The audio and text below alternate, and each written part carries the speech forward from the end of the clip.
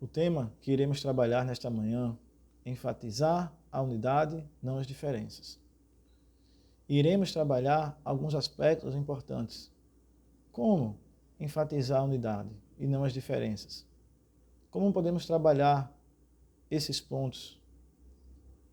E o texto de inspiração está no livro de Isaías, capítulo 1, verso 18. E nos diz: Vinde, pois, e arrazoemos, diz o Senhor. O Senhor nosso Deus, Ele nos convida a abrir o nosso coração para com Ele, para que possamos contar a Ele nossas dificuldades e lutas, mas também nossas dúvidas diante da Sua palavra. Ele nos promete e nos iluminar através de seu Santo Espírito. Ele nos promete nos conduzir diante da vida que muitas vezes é desconhecida para nós. Um ponto que precisamos trabalhar diante de tudo isso é a nossa humildade. Em cima de um texto que está lá em Provérbios, capítulo 11, verso 14, e nos diz: na multidão de conselhos, a segurança. Por que na multidão de conselhos a segurança? Porque o livro de Provérbios, ele destaca essa questão, multidão de conselhos. É um aspecto que precisamos trabalhar. Observem, existem 1000 tentações disfarçadas, preparadas para os que têm a luz da verdade. Nessa caminhada cristã, nessa caminhada da vida, nós não caminhamos sozinhos. No meio de nosso percurso, encontramos pessoas a nos ajudar, pessoas que muitas vezes estão ali com boas intenções. Mas entenda, o que sabe o homem diante das verdades? O que sabe o homem diante do desconhecido? Nós conhecemos o nosso amanhã? Nós sabemos o que irá acontecer daqui a 1 ano, 2 anos em nossa vida? Podemos até planejar, mas nós não temos todas as respostas.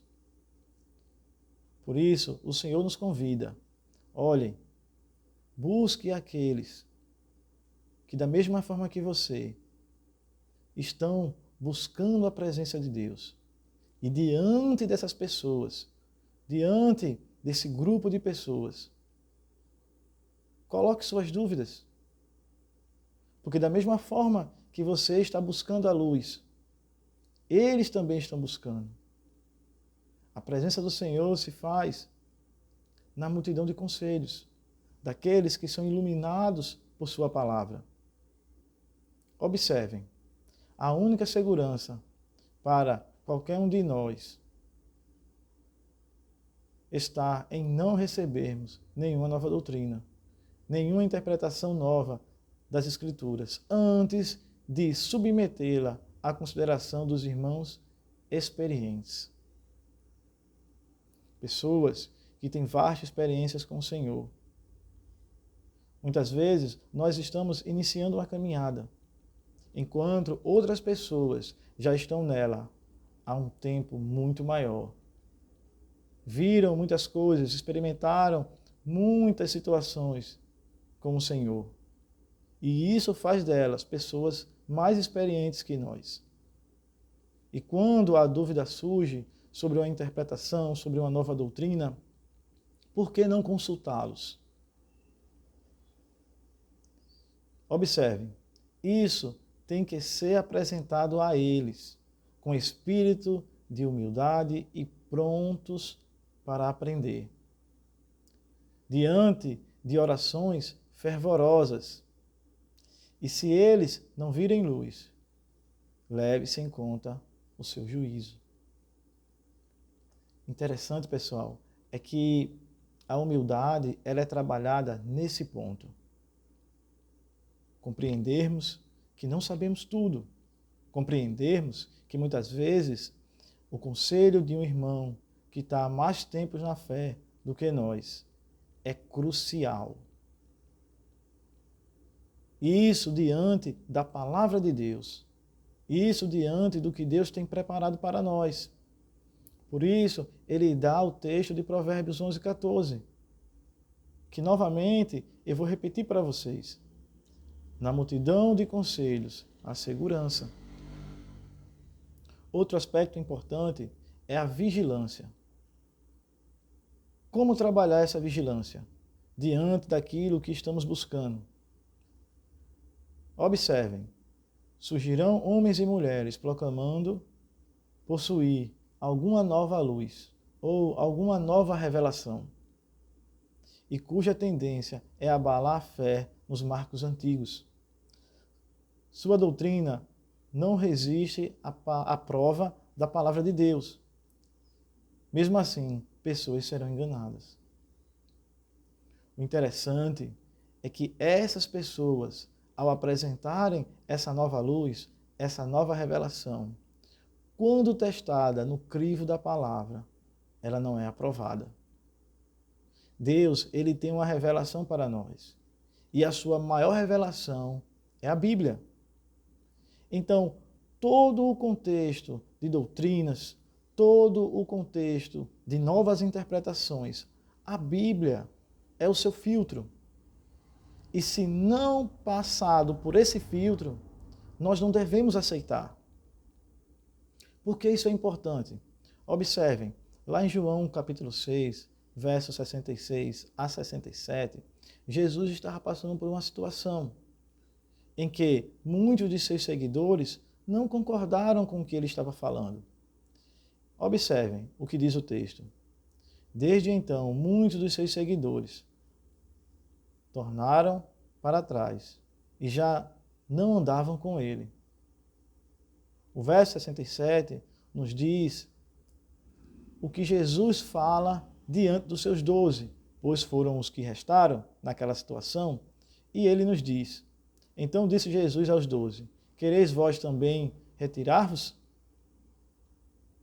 Observem a seriedade com que Cristo trabalha a sua palavra. Observem a seriedade com que o crivo passa diante de nossas interpretações. Uma multidão havia o deixado. Restava apenas os 12, seus 12 apóstolos.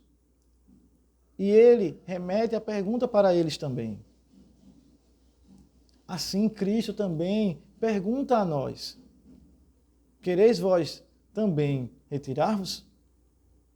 É uma pergunta forte, mas que necessitamos responder. Continuando a nossa reflexão,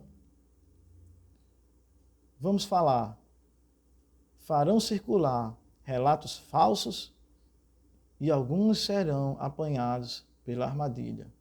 Temos que ser vigilantes, atentos contra toda forma de erro, pois Satanás está constantemente buscando afastar as pessoas da verdade. Olha o aspecto importante da vigilância. Ela está unicamente ligada à palavra de Deus. Aonde precisamos ser vigilantes? Diante da palavra. Essa nova luz, essa nova interpretação está diante da palavra, passada pelo seu filtro? Temos que ser vigilantes diante da palavra de Deus. Ela nos conduzirá à interpretação correta e à luz verdadeira. Diante do que já falamos, iremos aqui destacar a questão da unidade. Devemos tomar evidência que é essencial sermos unidos. Tornar essa evidência essencial é buscarmos viver a palavra em sua essência. Não para exigir que outros concordem com nossas ideias, mas porque se todos buscarem a mansidão e humildade de Cristo, terão o mesmo sentimento que Ele.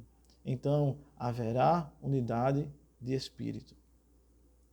Muitas vezes, as pessoas confundem essa questão de unidade. Unidade, muitas vezes, não é todos concordarem com sua opinião. ou muitas vezes, diante de sua influência, você controlar as outras pessoas. Unidade, aqui está se referindo à unidade de espírito. Todos em busca de uma mesma luz. Todos em busca de uma mesma verdade.